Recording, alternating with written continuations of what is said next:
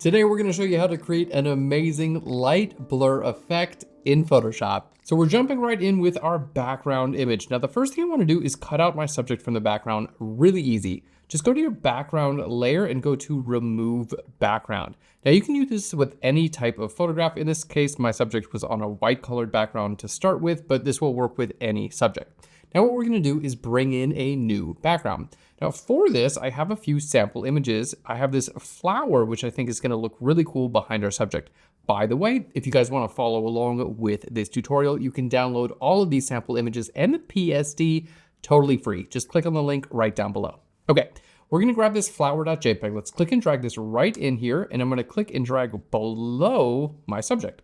Now, this flower doesn't look that great to start with. One is it's way too dark. If we hold shift and click on the layer mask for our subject, we can see that the original background was pretty light. So when putting a new background back there, we want to make sure we match the brightness as well as we possibly can. Okay, let's go ahead and hold shift and click on the layer mask again, which is going to re-enable the layer mask for my subject. Now in this flower layer, we're going to hit Control-Command-L. This is going to bring up our levels. Now with the levels, it's super easy. Just grab your midpoint slider here, and we're going to click and drag this to the right or the left to make it lighter or darker. And as I drag it to the left, you can see already this is looking much, much better. Let's hit OK. Now I'm going to hit Control-Command-T for transform. Let's go ahead and scale this up by clicking the height and making this a little bit larger. Then hit Enter. There we go. Something like that looks cool. Now, at this point, it just looks like a subject with a hand holding a flower right behind his head. It's cool, but it's not exactly what we want. We want to make sure we use blur effects to really get this to kind of like come together. I don't want to see the details of what's going on in the background. I'm mostly just using it for texture and light and color. So with our blur effect, it's going to kind of blur that away and just give us a more interesting background than what we started with. All right, so we're going to go to this flower layer. Now you can see it's already a smart object. And the reason it's a smart object is because I clicked and dragged it right on top of my original photo of my subject. So being that it's a smart object, we're going to use a smart filter, specifically path blur. So all you have to do is go ahead and click on your background layer. Again, you guys can download all this and follow along. So go ahead and click on your background layer, the flower. We're going to go to filter. We're going to go to blur gallery, and we're going to go over to path blur. I love path blur. It's so incredibly powerful. Let's go ahead and click on path blur. The nice thing is you can actually see how this looks with your subject behind it. Now with this path blur, we're just going to go ahead and click here and separate. You have your beginning of your path, your middle of your path, and your end of your path. Let's go ahead and take this middle of the path and drag it out just like this. There we go. And we're going to take the beginning and drag it just like that. So we have a big blur. Now here on the right hand side where it says path blur, we just go to our speed right over here. We're going to click and drag our speed until we get something interesting. Now, as you can see, moving this around, we're going to get a really cool effect that we can see in real time. Let's go ahead and extend this out, and I can take this middle point here and kind of like bring it around however I want. I think that's looking really good. So we now have an interesting texture in our background that's complementing our subject. There we go. That looks pretty cool, right? And we're using a photograph on the background, but you can't really tell it was a different photograph, right? It's just kind of like an interesting texture back there. So we're done for now with this step. Let's go ahead and hit OK. Alrighty. So now that we hit OK, we have, you can see the cool thing is because this is a smart object, check this out. The smart filters, I can just turn these off and back on at any time, at any point in time. This is not destructive at all. Okay. So now that we've done a cool blur with the background, we kind of want to do a blur with our subject as well.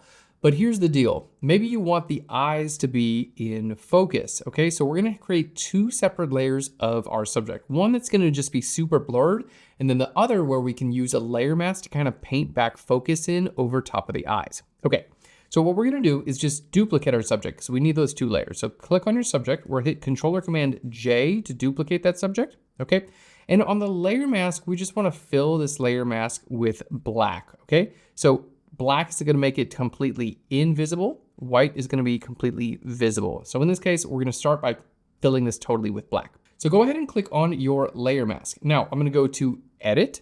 We're going to go to Fill, and we're just going to say Contents. We're going to want to make sure we choose black. There we go, and hit OK. It just makes this layer completely invisible. And then I'm going to use the brush tool to paint it back visible over top of the eyes. Okay. Now what we're gonna do, let's go to our original subject. We can just make that guy invisible for now. We're gonna go to our original subject and we wanna apply a path blur on him as well, because it doesn't make sense. We have this beautiful blurred background, but then the edges of my subject are too sharp. And this effect is about creating a light blur effect. We wanna kind of make it look like the camera was moving, that we had a lot of interesting color and light during the photo shoot. So we need to give him a blur as well. We're gonna go ahead and click on this layer.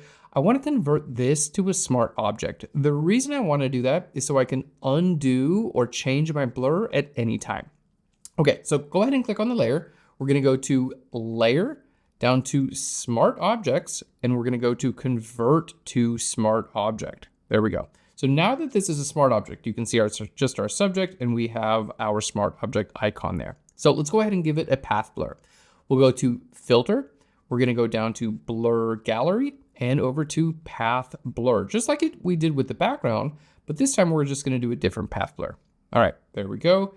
Now the cool thing here is we can adjust our speed. The cool thing here, I created this path from our subject. Of course, I can move this at any point in time. We can see how that looks, but I can also click a couple more points if I want to, and then hit Escape to finalize that. And I can get a couple of paths going on at the same time. So if you wanna do a few different paths, to get some more interesting effects, you can do this. In fact, I kind of liked that, right? So this is totally a cool part of this effect. There we go, is that you can use multiple paths. That is looking really cool. Now, of course, there's probably, I want to see detail in my subject's eyes. That's why I created that duplicate earlier. But here we have, it's blending in interestingly to the background as well, okay? It doesn't just look like a subject that was just cut out and put into a blur background. Like you can see, they actually are blending together in an interesting manner. And I think this looks really good. So we're gonna hit OK. Now, keep in mind, I hit OK, but remember, right before we did this, we made that into a smart object. And here's our smart object icon. So I can simply turn this off and on. I have this smart filters here. I can turn these off and on at any time. And if I want to, I can even double click right here in my blur gallery.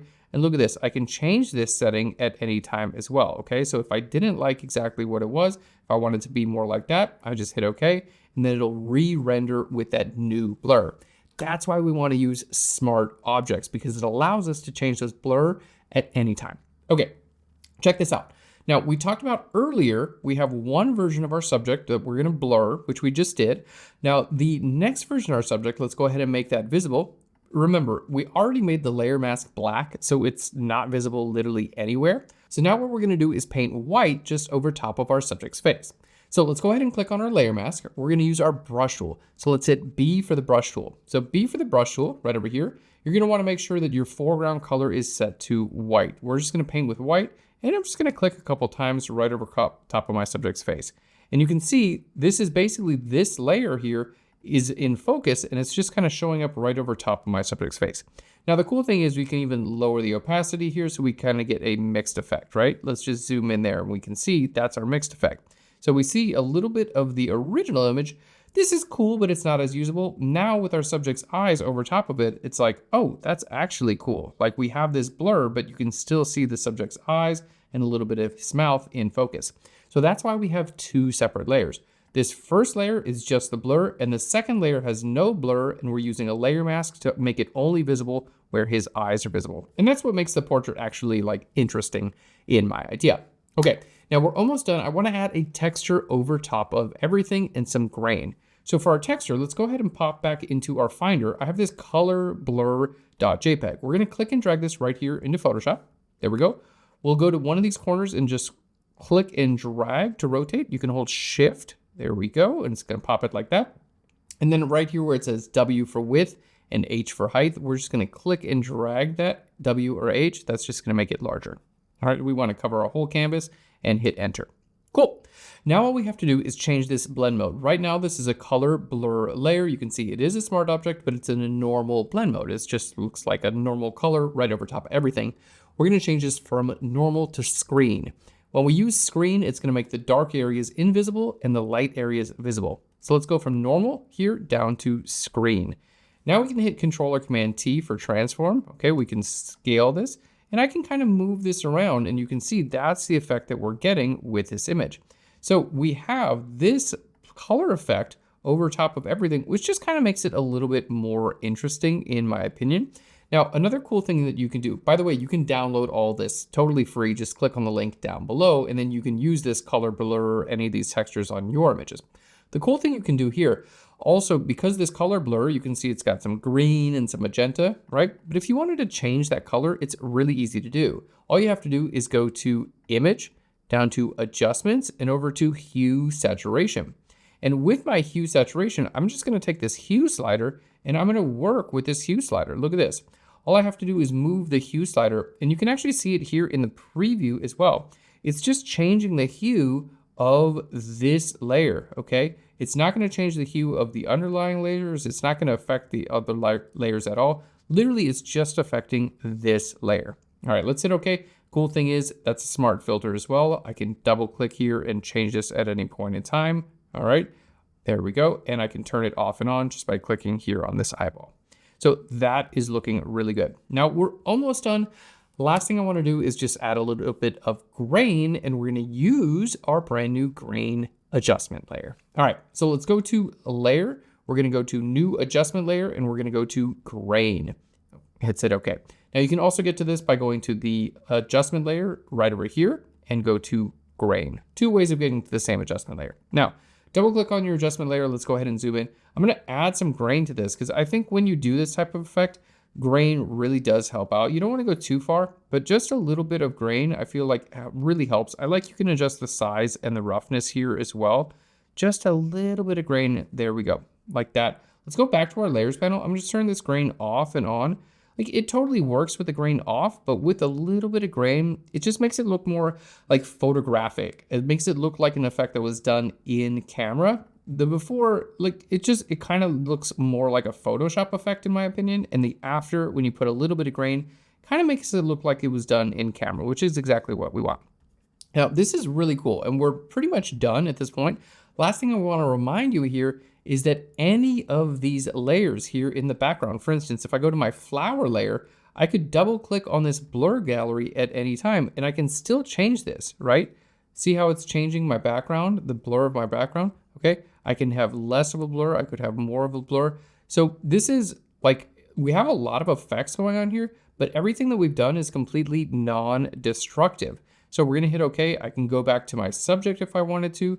I can change the blur on my subject. Look at this. At any point in time, I can do this, and we can see I can have like basically the final composite visible, even his eyes showing through there.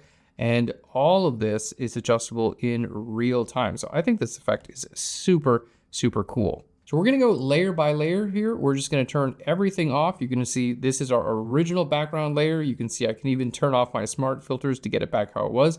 We have our background, our subject cut out of the background with a blur, our subject now on top of it, just so we can see the eyes.